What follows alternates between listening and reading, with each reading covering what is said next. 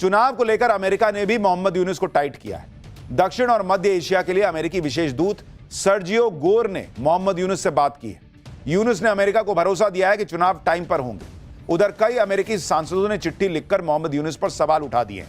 अमेरिकी सांसदों ने बांग्लादेश के चुनाव में शेख हसीना की पार्टी आवामी लीग पर लगे बैन पर सवाल उठाए कि भाई इतनी महत्वपूर्ण पार्टी को बैन कर दिए, कौन बात का चुनाव करा रहे हो फिर?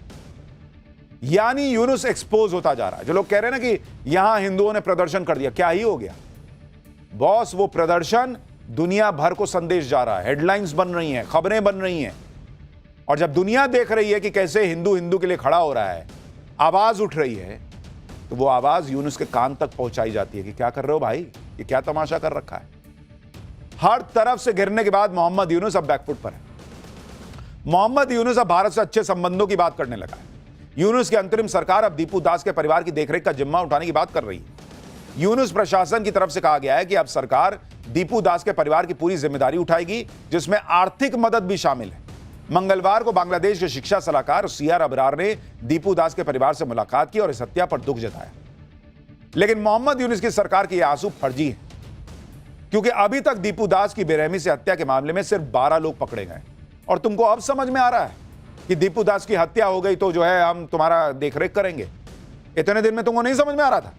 दीपू दास की हत्या 18 दिसंबर को हुई है। हत्या के 5 दिन बाद यूनुस सरकार ने उसकी परिवार की सुध ली। 5 दिन सो रहे थे तुम। इंटरनेशनल प्रेशर बढ़ने लगा। यहां भारत ने पर्दे के पीछे से मामला टाइट किया तो कह रहा कि ना हम दीपू दास की चिंता कर रहे हैं, और बाकी जो हंगामा चल रहा है उसका क्या? इतनी चिंता है तो मोहम्मद यूनुस को खुद परिवार से जाके मिल लेना चाहिए था। नोबेल का शांति पुरस्कार लिए बैठे हो ना, घर से निकलने में दिक्कत होती है, ठंड में घुटने जम गए हैं। मोहम्मद यूनुस को अभी पाकिस्तान अच्छा लग रहा है, वो पाकिस्तान के साथ भाईचारा बढ़ा रहा है। लेकिन मैं तो बांग्लादेश के बाकी लोगों से पूछता हूं कि यही पाकिस्तान से बच के तुम निकले तब बांग्लादेश बना, भारत की मदद से बना। सब भूल गए कट्टरपंथ के आगे कि किसकी वजह से तुम आज जो है वो खुली हवा में सांस ले रहे हो। लेकिन दिक्कत यह है कि भिखारी पाकिस्तान के साथ से बांग्लादेश को कुछ हासिल होगा नहीं। एक भिखारी दूसरे देश की क्या मदद करेगा? देश चलाने के लिए पैसा, अनाज सब चाहिए होता है। पाकिस्तान के पास है क्या? खुद के लोगों को खिला नहीं पा रहा, बांग्लादेश को क्या देगा? इसलिए मुनीर के चक्कर में मोदी से भिड़ने वाला यूनुस अब पेट भरने के लिए भारत की तरफ देख रहा है। खबर है कि बांग्लादेश भारत से चावल खरीदना चाहता है। पहले बांग्लादेश को लग रहा था कि वो पाकिस्तान से चावल खरीद लेगा, भारत के बिना काम चल जाएगा। लेकिन बांग्लादेश कह रहा है कि भारत का चावल सस्ता है, जबकि दोस्ती की आड़ में पाकिस्तान बांग्लादेश को महंगा चावल चिपका रहा है। बांग्लादेश की मीडिया के मुताबिक बांग्लादेश $355 प्रति टन के रेट से भारत से 50,000 टन चावल खरीदना चाहता है, जबकि पाकिस्तान बांग्लादेश को $395 प्रति टन की रेट से चावल देगा। यानी बांग्लादेश को भारत से डील करने में ज्यादा फायदा दिख रहा है, पैसे बच रहे हैं। इसी बीच मोहम्मद यूनुस की सरकार के आर्थिक सलाहकार सलाहुद्दीन अहमद ने कह दिया है कि मोहम्मद यूनुस भारत के साथ रिश्तों को सुधारने के लिए कदम उठा रहे हैं।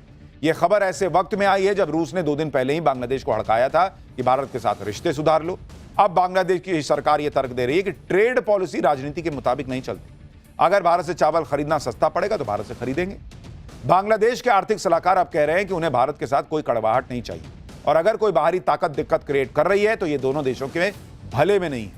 बाहरी ताकत कौन है? तुम ही ना बताओगे जी। तुम्हारे यहां तमाशा चल रहा है, तुम ना बताओगे कि तुम क्यों नहीं रोक पा रहे हो किसके इन्फ्लुएंस में आके। और इतना दोस्त है पाकिस्तान तो मांगो सस्ते में, तुमको देगा चावल। खाने को कुछ है नहीं, तुमको देगा क्या वो?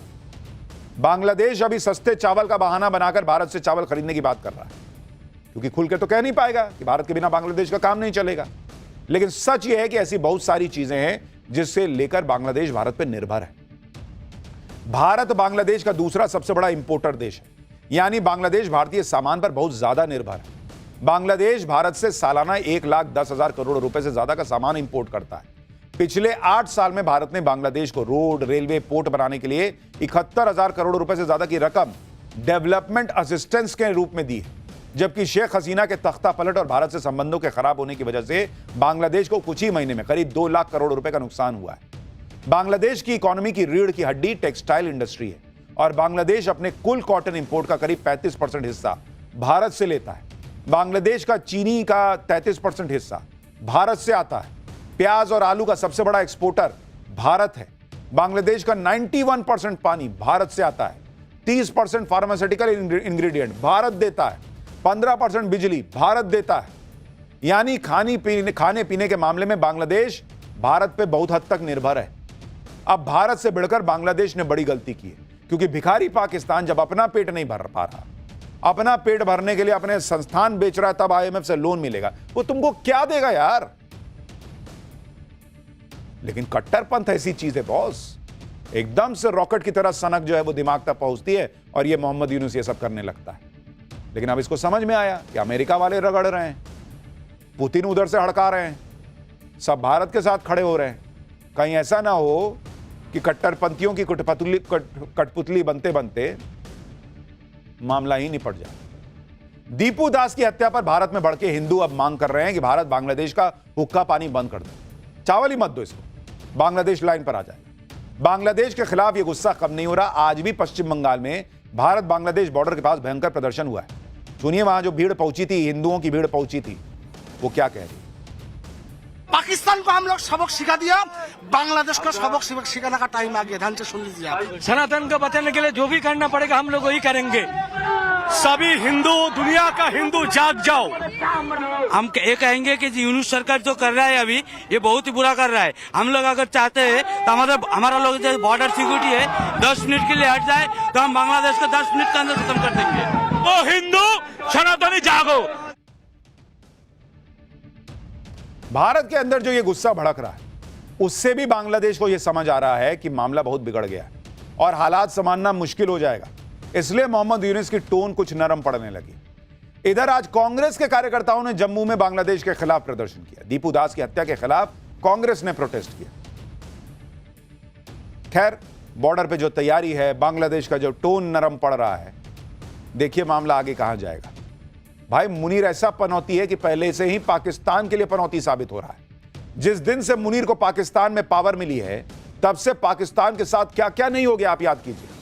ऑपरेशन सिंदूर में नरेंद्र मोदी के नए भारत से मार खाया, अफगानिस्तान ने इसको युद्ध में धोया, टीटीपी वाले आए दिन यहां बम फोड़ रहे हैं, बलोचों ने धुआं धुआं कर रखा है, इमरान के समर्थकों ने नाक में दम कर रखा है, पाकिस्तान के कई टुकड़े होने की बातें होने लगी। दाने दाने को मोहताज हो गया है पाकिस्तान और लोन के सहारे देश चल रहा है। पूरा पाकिस्तान बिकने की कगार पर पहुंच गया है। कल ही पाकिस्तान ने अपनी सरकारी एयरलाइन बेची है। कौड़ियों के दाम पर पाकिस्तान की कंपनियों की सेल लगी हुई है। सिर्फ 4500 करोड़ रुपए में पाकिस्तान की सरकारी एयरलाइन बिक गई बॉस। और यह सब मुनीर के आने के बाद हुआ है। यानी मुनीर को लेकर जो सोशल मीडिया पे लोग कह रहे हैं कि यही पनौती है पाकिस्तान के लिए भी और दुनिया के लिए भी, वो लोग ऐसे ही नहीं लिख रहे। मुनीर जिससे हाथ मिला दे रहा है उसके साथ कांड हो जाता है। आप देखिए, मुनीर को ट्रंप ने बिरयानी खिलाई थी। आज की डेट में ट्रंप अमेरिका में ऐसा फंस गए हैं कि गद्दी हिली हुई है। एप्स्टीन फाइल्स में ट्रंप का नाम आ रहा है। मुनीर ने बांग्लादेश से हाथ मिलाया। बांग्लादेश आज की डेट में जल रहा है। बांग्लादेश जो एक दौर में उभरती अर्थव्यवस्था बन रहा था, आज कट्टरपंथियों और आतंक की फैक्ट्री बन गया है। बांग्लादेश में कट्टरपंथियों ने ऐसा आतंक फैलाया हुआ है कि फिर हिंदुओं को जिंदा जलाने की कोशिश की गई है। चटगांव जिले में 8 हिंदू परिवारों के घरों पर रात में ताला मार दिया गया और फिर पेट्रोल छिड़क कर आग लगा दी गई। यहां रह रहे हिंदुओं का दावा है कि उनकी किसी से कोई दुश्मनी नहीं, कोई झगड़ा तक नहीं था, सबको घर में बंद कर दिया। लेकिन कट्टरपंथियों का यह खूनी खेल ज्यादा दिन चलने वाला नहीं है, क्योंकि यूनुस और मुनीर खुद ही बांग्लादेश में लगाई आग में जलेंगे। जिस उस्मान हादी की हत्या के बाद पूरा बांग्लादेश जल उठा, उस उस्मान हादी की हत्या का ठीकरा भारत पर फोड़कर मुनीर एक तरीके से बांग्लादेश को सुलगा रहा था। उस उस्मान हादी के भाई ने साफ साफ कह दिया है कि हादी की हत्या किसी बाहरी ताकत ने नहीं, यूनुस सरकार के इशारे पर हुई है।